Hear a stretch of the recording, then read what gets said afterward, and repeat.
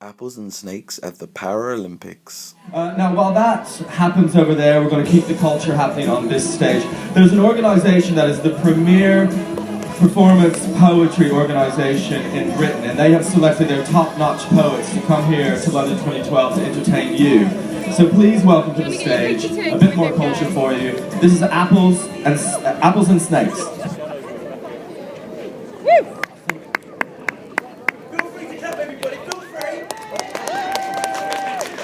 Yes, how are we doing today, people? That's what, I like you. You mean you're friends already, because you're making loads of noise. Let's see if we can make some more noise. How are we doing today? Yes, he's my friend. See this side? You're rubbish. Rubbish. We're going to try with this side. How are we doing on this side? Let me get a round of applause. Great stuff. We've got amazing poets for you today. Hopefully you lot have had a nice Olympics. Everybody had a nice Olympics so far? Are we enjoying the weather? Are we enjoying the weather? We'll get used to it because it's going to be another good weekend, so come on, let's go for it, yeah? So my name is Chris Priddy, I'm going to be the host for today. We've got some lovely poets here. I'm just going to start off with a poem. I hope you enjoy it. Keep strong, keep moving on. You don't want one of those guys, you know why? Most of them out for the gun and the money, and you can do better than that, I know. Living my mum, my two sisters made me realise it comes down to you. You women are the future. They don't want to take that away from you. And if you're a single mom providing for your siblings, your risk on over the horizon. My hands goes up to you now, guys, listen. I love my women. I love my women.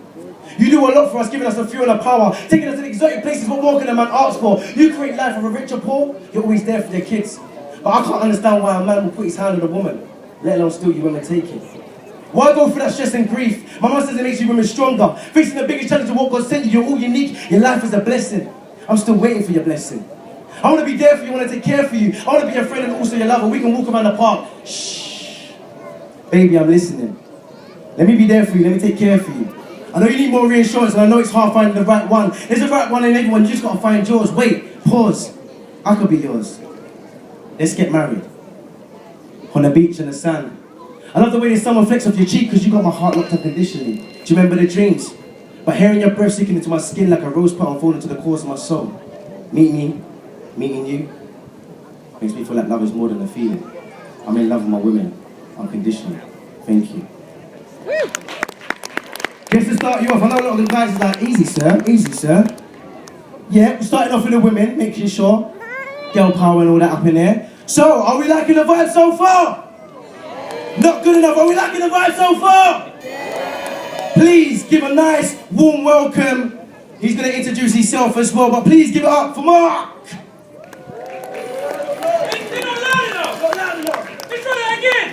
Give a round of applause for Mark!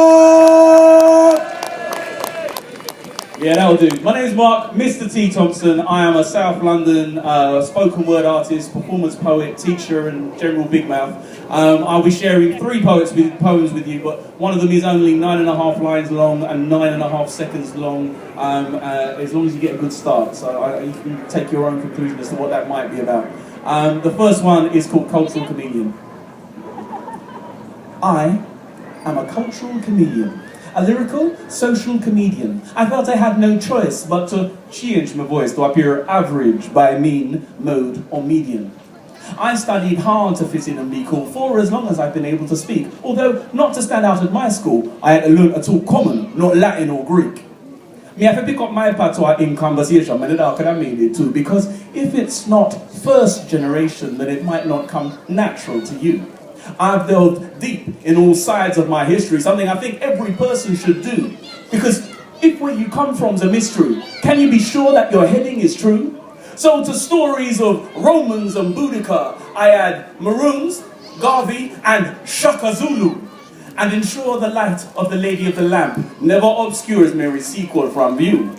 My biological heritage is both black and British, and yet some really do seem to feel that my need to pay subs to both these cultural clubs is somehow less than real.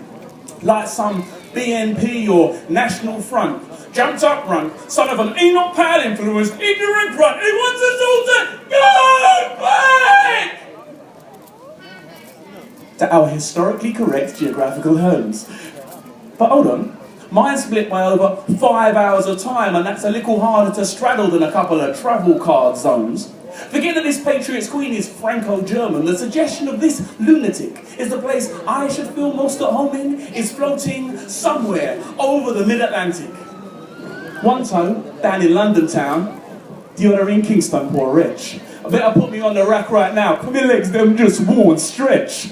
My left side is waiting for my breakfast scene, when my right side's just had me lunch.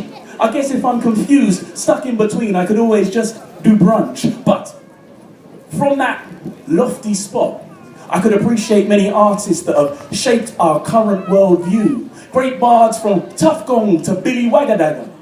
Oh, known as Marley and Shakespeare to you.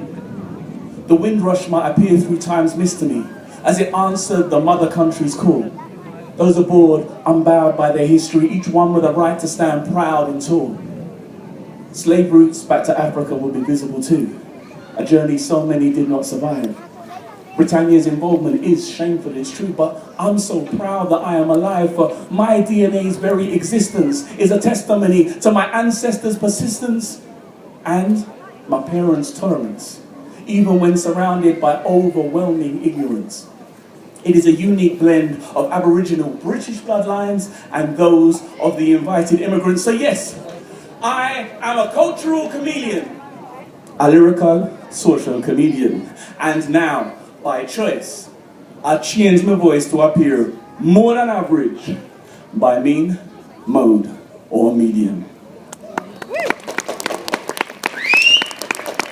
Okay, let's do the really short one. This is, at the moment, it's a great time to be British and a great time to be Jamaican, and to be Anglo-Jamaicans even better than normal. I could go to the airport and people didn't assume I was going to be doing something I shouldn't, or trying to get in when I wasn't supposed to be here. And people were doing the lightning bolt all over the place, and this is a little tribute to that particular man. Normally I try and get somebody in the audience to run a timer so that you can hear that it's under 10 seconds long, but I suspect it might not work very well on this particular venue, so you'll just have to trust me. It comes out pretty quick.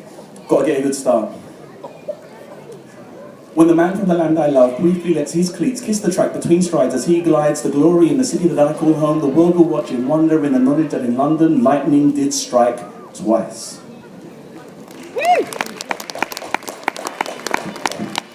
See more at www.theccpress.co.uk.